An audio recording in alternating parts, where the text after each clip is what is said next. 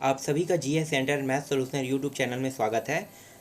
आज हम आप लोगों को बताने जा रहे हैं हिंदी सब्जेक्ट के बारे में, जो पटवारी एग्ज़ाम में बहुत ही मोस्ट आईएमपी क्वेश्चन यहाँ से मैं आपको बताने वाला हूँ हिंदी सब्जेक्ट में। तो शुरू करते हैं। अभी तो हमने स्टार्ट भी नहीं किया हिंदी वाले टॉपिक को, तो जो जो क्वेश्चन संभावना है आने की वो सारे क्वेश्चन मैं आपको बताऊँगा और पूरा का पूरा सिलेबस वाइज मैं बताऊँगा। तो आप लोग इसकी अच्छे से तैयारी करना, क्योंकि यहाँ से क्वेश्चन तो बनेंगे ही बनेंगे। ठीक है, तो हम स्टार्ट करते हैं स्वर व्यंजन वर्तनी। ठीक है, यही टॉपिक से क्वेश्चन जो आएंगे, इनसे जितने भी क्वेश्चन बन सकते हैं वो सारे मैं आपको बताऊंगा, और कैसे बनेगा और आप इसे कैसे बना सकते हो जब एग्जाम में आएगा तो ये भी मैं आपको बताऊंगा। तो चलो शुरू करते हैं। तो सबसे पहले हम देख लेते हैं वर्ण। पहले ये टॉपिक शुरू करने से पहले हम वर्ण जान लेते हैं। ठीक है, वर्ण क्या होता है? तो वर्ण जो होता है वो होता है भाषा की सबसे छोटी इकाई को वर्ण कहते हैं। मात्र इतना ही आप जानो, और कुछ जानने की जरूरत नहीं है, क्योंकि वर्ण कभी नहीं पूछा जाता कि भाषा की सबसे छोटी इकाई को वर्ण कहा जाता है। इससे क्वेश्चन बिल्कुल नहीं बनते। अब आगे बढ़ते हैं। ठीक है, वर्ण आप समझ गए ना? वर्ण क्या होता है? अ आ ई ए ऐ ओ क ख ग, ये सब क्या है? एक छोटी सी इकाई है। मतलब ये क्या है? सबके सब वर्ण है। अब वर्णमाला क्या होता है? वर्णमाला, इन सभी के संग्रहण को हम वर्णमाला कहते हैं। वर्णमाला में आ से लेके टोटल 52 जो वर्ण है ना, उन सभी को मिला के क्या हो जाता है? एक वर्णों का माला, मतलब वर्णमाला बनता है। यहाँ से भी कोई क्वेश्चन नहीं बनते। आप सिर्फ आपको मैं समझाने के लिए यहाँ पे इस टॉपिक को ऐसे ही आपको बता रहा हूँ। ठीक है, 52 हो गया। अब जहाँ से क्वेश्चन बनते हैं उन टॉपिकों को देखते हैं। ठीक है, तो शुरू करें। तो स्वरों की संख्या कितनी है ये बताओ पहले मुझे। तो स्वरों की संख्या जो है वो है 11। जिन्होंने भी इसे 13 समझ रहे हो या 13 बोलना चाहते हैं, ये अगर सोच रहे हो तो ये गलत है, क्योंकि स्वरों की जो मात्रा है वो है 11। कैसे 11 हुआ? जो लास्ट के जो अम और आहा है ना, वो स्वर में गिनती नहीं आते। क्यों नहीं आते? इसलिए स्वर में गिनती नहीं आता क्योंकि यहाँ पे अम और आहा, देखो ध्यान देना, अम और आहा, अ के साथ क्या जुड़ा हुआ है? म जुड़ा हुआ है। तो क्या ये स्वर होगा? बिल्कुल नहीं होगा। और आहा में देखो अ के साथ ह जुड़ा है, मतलब क्या है? स्वर के साथ व्यंजन भी आ रहा है। इसीलिए ये वर्ण मतलब ये जो वर्ण है वो स्वर नहीं हो सकता। तो कुछ तो होगा ना, तो क्या होगा? अयोग्य स्वर। क्वेश्चन पूछ दिया जाएगा कि वर्ण में या वर्णमाला में अयोग्य स्वरों की संख्या कितनी है, तो आपको क्या बताना है? 2, अम और आहा, बस। ठीक है, क्या है? अयोग्य स्वर है। समझ में आ गया ये टॉपिक?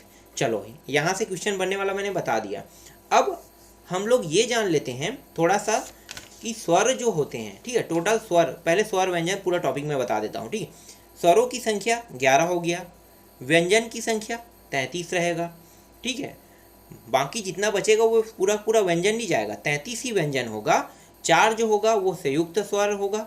ठीक है, सॉरी, संयुक्त व्यंजन होगा। 4 जो होगा वो उष्ण व्यंजन होगा। और एक सेकंड, क्या क्या है? सॉरी, हाँ, 4 जो है वो संयुक्त व्यंजन होगा, और 2 जो है वो उच्छिप्त व्यंजन होगा। तो इस तरह से मिला के टोटल, ठीक है, जितने बचे हैं वो सब कंप्लीट हो रहे हैं। मैं इसके बारे में आपको टोटल जिक्र करके बताऊंगा कैसे होगा। ठीक है, तो चलो शुरू करते हैं। और अभी हम स्वर के बारे में जान लेते हैं। ठीक है, तो स्वर के अगर वर्गीकरण करते हैं तो 2 रूप में करते हैं, एक मूल और एक दीर्घ। आप ऐसे ही समझते जाओ। मूल शब्द क्या हो गया?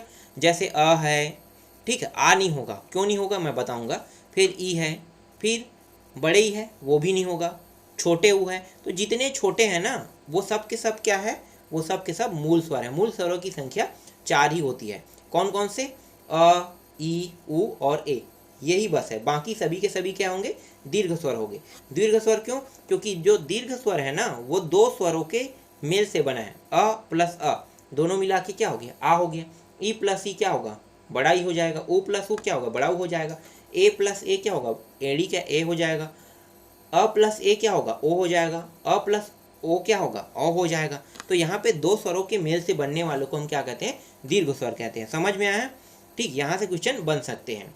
टोटल मैं जितना बता रहा हूँ, अगर ये आप तैयारी करते हो तो 100% यहाँ से क्वेश्चन बनेंगे। अगर यहाँ से बनेंगे तो आपका पूरा क्वेश्चन सॉल्व होगा। ठीक है, अब आ जाते हैं, आगे बढ़ते हैं। अब हम लोग जान लेते हैं व्यंजन के बारे में। ठीक है, तो व्यंजन, तो यहाँ पे देखो व्यंजन में होता है स्पर्श व्यंजन। सबसे पहले देखते हैं, यहाँ से क्वेश्चन बनते हैं ना। स्पर्श व्यंजन, तो देखो क वर्ग, च वर्ग, ट वर्ग, त वर्ग, प वर्ग। ठीक है, ये 5 वर्ग दिया हुआ, तो टोटल 25 है स्पर्श व्यंजन।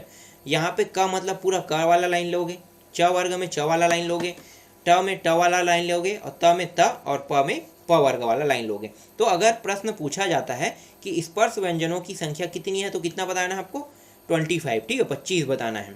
चलो आगे देखते हैं दूसरा, अंतःस्थ, ठीक है, अंतःस्थ में आ जाते हैं। तो अंतःस्थ की संख्या जो है वो 4 है।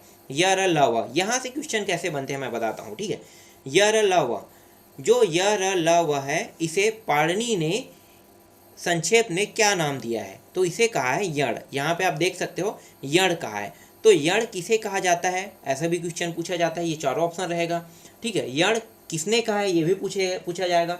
तो यण जो है वो पाणिनि ने कहा है, ये आपको बताना है, ठीक है। तो कई प्रकार से घुमा के क्वेश्चन करते हैं।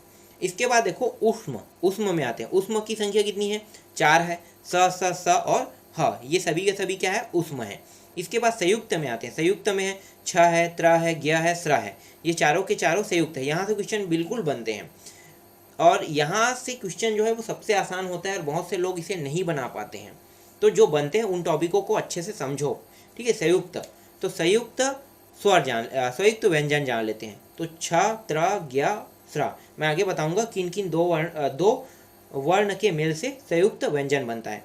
इसके बाद देखो पांचवा में उच्छिप्त दिया हुआ है, ड़ा, ठीक है। कितनी संख्या, 2 ही है। अब जो हमने संयुक्त व्यंजन की बात की है ना, उसको जान लेते हैं। तो संयुक्त व्यंजन क्या होता है, तो संयुक्त व्यंजन में देखो 6 में आते हैं। 6 जो है वो किन 2 वर्णों के मेल से बना है, तो एक तो बना है क और प्लस षटकोण के स, दोनों मिला के ये बना है, ठीक है। ये पेपर में आ भी चुका है और रिपीट भी होता है ऐसे क्वेश्चन, क्योंकि ये थोड़ा सा टफ है, लोगों के लिए याद करने में थोड़ा दिक्कत होता है। जब तक कि आप इसे समझोगे नहीं तब तक बना नहीं पाओगे, ठीक है। तो आपको ये दिमाग में लगाना है कि 6 जो है वो क और स नाम से स्पष्ट हो रहा है, ठीक है। अगर ध्यान दो तो कक्षा, ठीक है, कक्षा पढ़ो ना आप, तो क और स षटकोण के स लगा दो तो ये बन जाएगा आपका आधा क और षटकोण के स मिला के 6 बन जाएगा। इसके बाद देखो त्र, ठीक है। त्र क्या होता है, त र, ठीक है, त र, समझ में आ रहा है। तो त जो है वो आधा रहेगा और र जो है वो पूरा रहेगा, तो बन गया।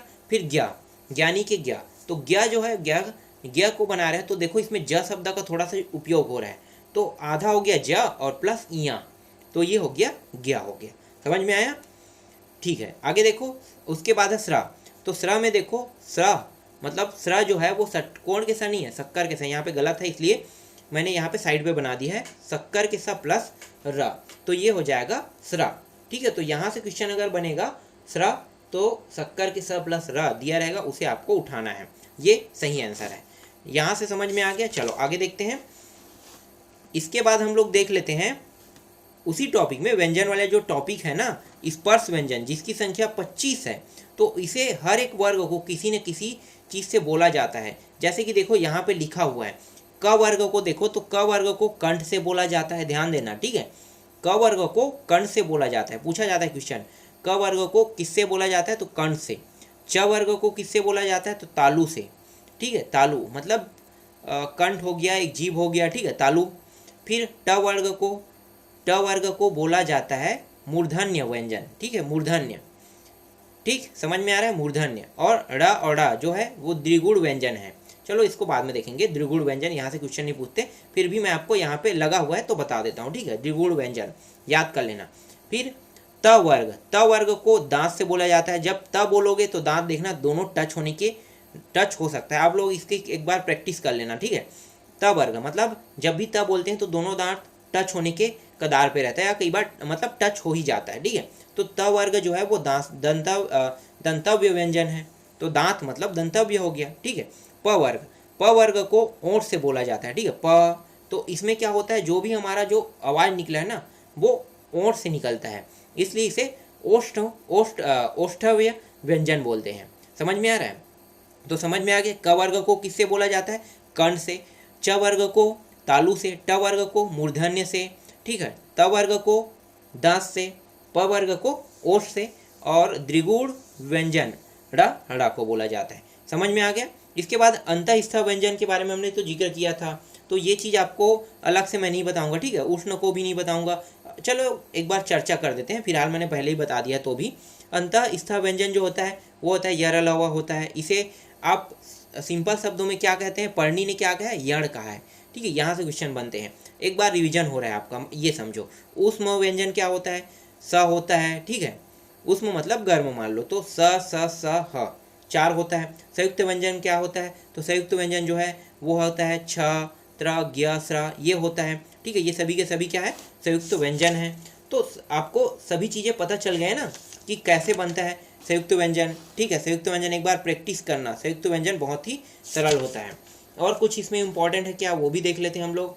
तो यहाँ पे इम्पॉर्टेंट जो वर्ग है, ठीक है, तो इतना ही इम्पॉर्टेंट था। यहाँ पे देखो एक चीज़ और दिखा रहा हूँ मैं आपको इम्पॉर्टेंट में, यहाँ पे देखो, ठीक है। यहाँ पे आपको दिखाई दे नाम वर्ण उच्चारण स्थान, ठीक है। तो उच्चारण के स्थान पे हिसाब से, ठीक है, पूरा कर्ण से बोलने वाले, ठीक है, कर्ण से बोलने वाले जो वर्ण है वो है क वर्ण। अब क के साथ अगर हम जोड़ देते हैं, और स्वर में भी कुछ शब्द है जिसे कर्ण से बोला जाता है, जैसे अ आ, विसर्ग में भी है, ठीक है, विसर्ग को बोला जाता है, ह को बोला जाता है। तो ये चीज़ आप लोग देखना, ठीक है। तालव्य से च वर्ग को तो तालु से बोला ही जाता है, लेकिन यहाँ पे य भी है, बड़े ई है और बड़े ई भी है। फिर मूर्धन्य से री है, ट है, ट वर्ग है और र को बोला जाता है। दंतव्य से त वर्ग को तो बोला जाता है, लेकिन स और ल को भी दांत से ही बोला जाता है। और से उ, ठीक है, और प वर्ग को तो बोला ही जाता है। फिर यहाँ पे देख सकते हो सभी चीज़ों से बोलने वाले को क्या बोला जाता है, वर्ण। ए और बड़ा ए, कंठ तालु दोनों मिला के बोला जाता है। ऐसे क्वेश्चन बनते हैं, बिल्कुल आते हैं। कंठ और तालु दोनों से मिला के बोलने वाले वर्ण, ठीक है, ये ज़्यादा इंपॉर्टेंट है। कंठ और तालु दोनों मिला के बोलने वाले वर्ण को बताइए। तो कंठ और तालु क्या है, ए और ऐ, ठीक है, क्या है, ए और ऐ है। तो दोनों को आपको देखना है, कंठ और तालु से बोला जाता है। इसके बाद देखो कंठ प्लस ओष्ठ बोला जाने वाला, ठीक है, कंठोष से बोला जाता है इसे, कंठ प्लस ओष्ठ से बोलने वाले को कंठोष से। तो क्या हो सकता है, ओ और औ हो सकता है। फिर दांत से व और फ को बोला जाता है। फिर नासिक से, ठीक है, नासिक क्या हुआ, तो ये जो देखो ड है, टोटल जो पंचम वर्ण है ना उसे हम नासिक से बोलते हैं। पंचम वर्ण मतलब लास्ट के शब्द, जैसे क का लास्ट क्या हो गया, अंगा हो गया, ठीक है। च का लास्ट क्या हो गया, या हो गया, ठीक है। त का लास्ट क्या हो गया, ड़ हो गया। तो इस तरह से पंचम वर्ण है ना उसको बोला जाता है नासिक से। फिर है अलिजीन वर्ण, ठीक है। अलिजीन वर्ण क्या होगा, तो यहाँ पे देखो क ख ग, ठीक है, क ख ग ज और फ जो होता है इसे कहा जाता है। तो अधिकतर यहाँ से भी क्वेश्चन बनते हैं। तो जहाँ जहाँ से क्वेश्चन बनते हैं वो टॉपिक मैंने आपको पूरा यहाँ पे समझा दिया। आप इसकी एक बार अच्छे से तैयारी करना, आपको अलग से बुक देखने की जरूरत नहीं है। जो जो मैंने बताया सिर्फ वही आपको पढ़ना है, ठीक। तो मोस्ट आईएमपी मैंने पूरा बता दिया, फिर आगे और जो टॉपिक है उसको भी मैं आपको सरल करके बताते जाऊँगा।